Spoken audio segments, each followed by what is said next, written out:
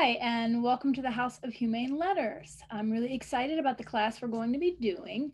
So I wanted to make just a very quick kind of orientation video of how Zoom works. There'll be a second orientation video about how Canvas works, just so we don't have to take up any class time on that first day. So you have successfully logged into the class because you're watching this video. There's a lot of different options that Zoom gives you for what you see on the screen in the live class.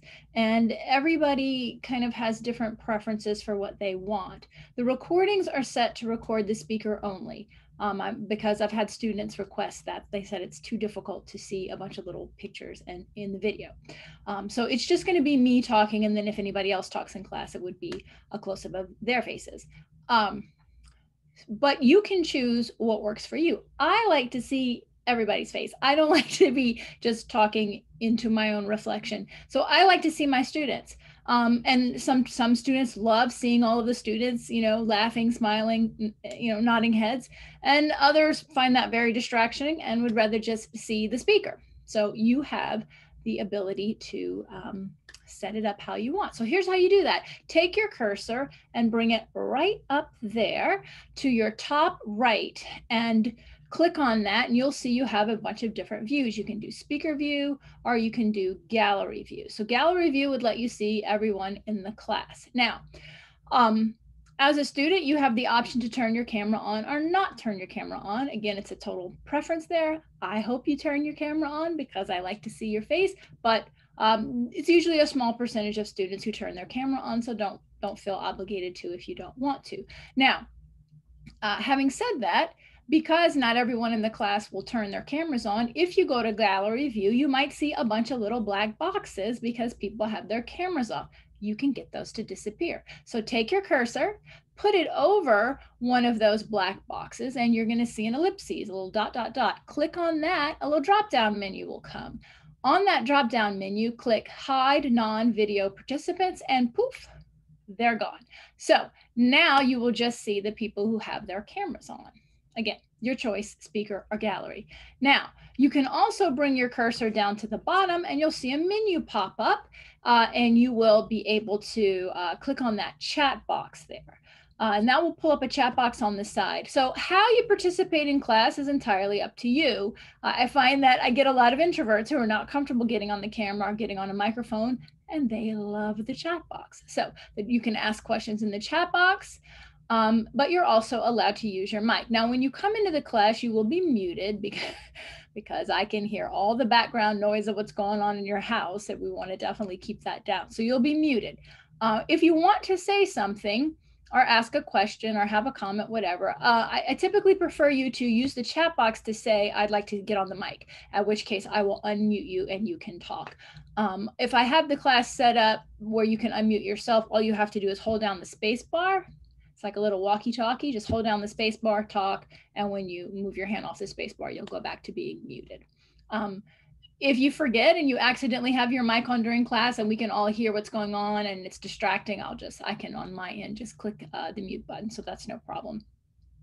So let's see, we've covered the different ways you can see the class. We've covered the chat box. So feel free to be very active on the chat box or not. I know that I give a lot of content and sometimes the chat box can be quiet just because everybody's writing everything down. So I will pause occasionally and say, are there any questions? And so you'll have a chance to put your question in the chat box. We'll also talk on the first day of class about how the classes will be run and the interaction. But this is just an orientation video for the technical end of that. You can also private message me during class with anything that you don't want to share with the class as a whole. Typically students use that when there are spoilers, because I always ask that students not spoil the ending of books for people who haven't read them before. And so I'll say something in class and they'll think, oh, that fits with the end. And so they'll private message me that in class so that they, we save the rest of the class from spoilers. So I think that's all you need to know for how Zoom works. If you put that cursor down at the bottom, that chat box will come up and you can see that there's, you can unmute yourself. You can start or stop your video there. You can also change your name. I should mention that if you, oh gosh, we have so many families in online classes who are sharing computers that very often students log in with a sibling or a parent or you know, who knows. I even had a student who had come in and changed his mom's name to a nickname, and she didn't notice it at first, and so that was pretty funny. But you can change your name. So what you'll want to do if you are logged into the wrong account, because as I always tell my students, I'm trying to learn your name, so please don't change your name tags. That's really rough on me, especially since I teach so many siblings and parents. So please make sure your name is whatever name I see, that's the name I'm going to be calling out. Let's just put it that way. So if you want to change your name, again, bring that cursor to the bottom, have a menu pop up, click on the participants box, and you'll see a list of everybody in the class. Find your own name, put your cursor over it. You're going to see a more button. Click on that, and you have the option to rename yourself.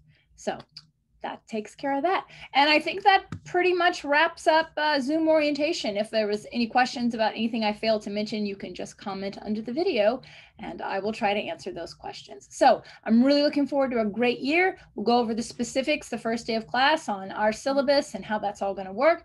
And we'll have a second video posted for a Canvas orientation to show you how that works. So looking forward to a great class. Thanks a lot, guys.